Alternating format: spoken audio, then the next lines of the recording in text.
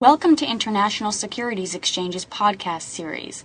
Facilitated by renowned educators, ISE podcasts are intended to teach beginning as well as seasoned investors the ins and outs of trading.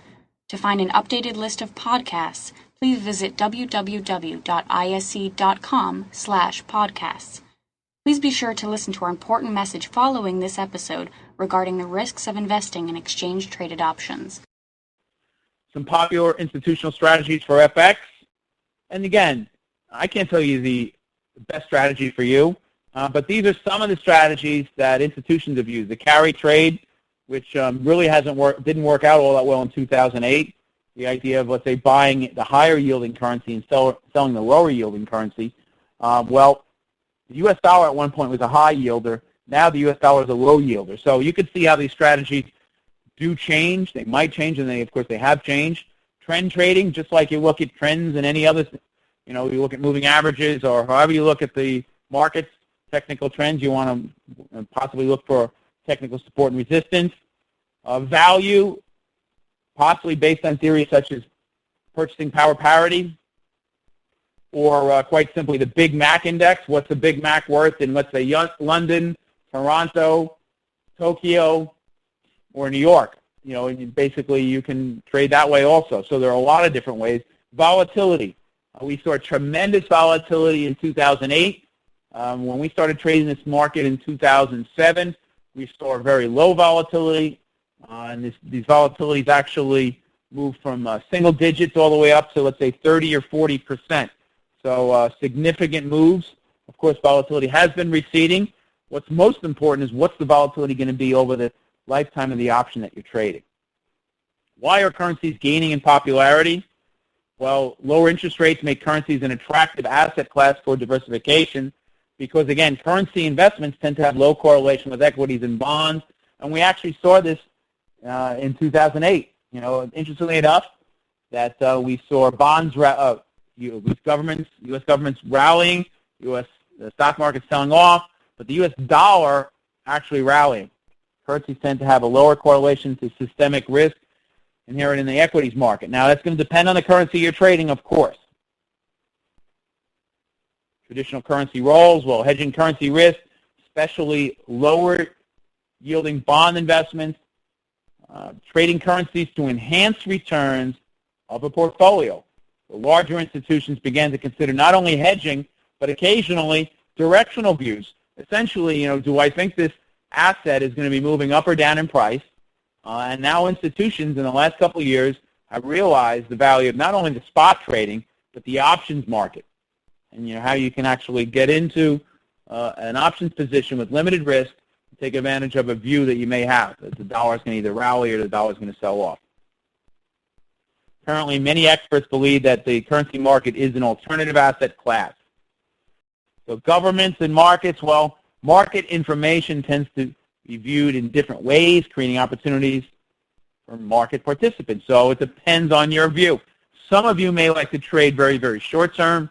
Some of you may like to trade, let's say, intermediate, a couple of days to a couple of weeks. And some of you may like to trade long term. Again, the longest term options that we have, the currency options are out approximately 10 months. So that's plenty of time in the currency market. Political pressure from various entities can sometimes encourage central banks to act in ways that are not consistent with market forces.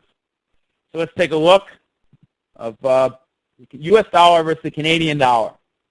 You take a look at the U.S. dollar, Canadian dollar, and we see that that blue line is going to tell me what CDD did. So CDD was up about 23%.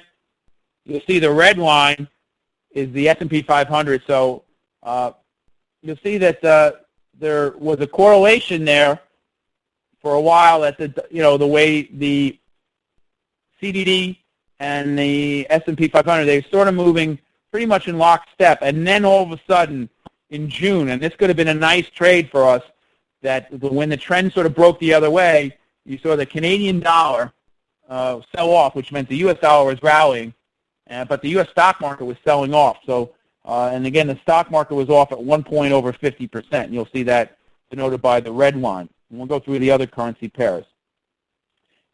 Oops. And if you have questions,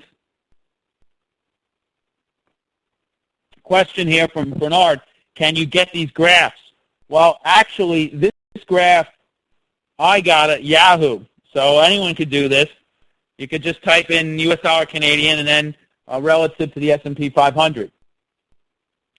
So you can actually do that right at Yahoo. A lot of the things we do, we're going to be adding to our site, and so we do have charts at www.isc.com/FX where you can actually see what's going on. But I mean, if you wanted to actually compare one to the other, you probably would have to use something like I did here at Yahoo. I found this to be very interesting, Bernard. All right, so here is just a simple chart. And again, look at this. So talk about a trend. Amazing that we saw, if you would have saw way back in May or even in June, that the Canadian dollar was going to sell off, which means that the U.S. dollar was going to rally. Well, in June, you could have been buying, let's say, call options. Well, look at back in June, the Canadian dollar, the U.S. dollar, Canadian dollar. Let's see if I can find a pointer here.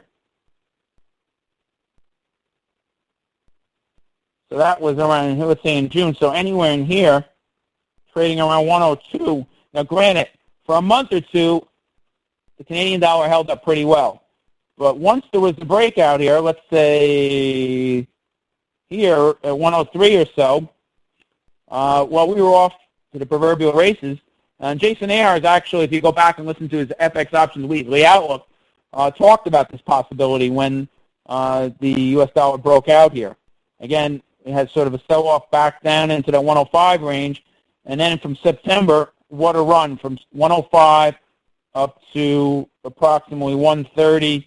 And we saw, I guess it would be a triple top. So we'll see how that all plays out. But nice run there from around 105 to 130, pretty much in a straight line. Dollar against the yen. Well, this one, you can see that the correlation holds pretty true. What's going on with the yuck, denoted in the blue, down about 20 or 18%. And you see that the stock market was down a lot more, obviously, but pretty much a direct correlation between yuck, which is the U.S. dollar, and the U.S. stock market. We said that's, again, these relationships will change.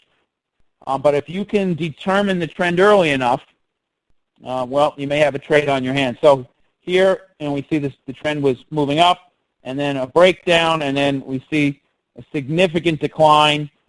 Thank you for listening to our podcast. To find more podcasts on options, stocks, alternative markets, and market data, please visit www.isc.com/podcasts.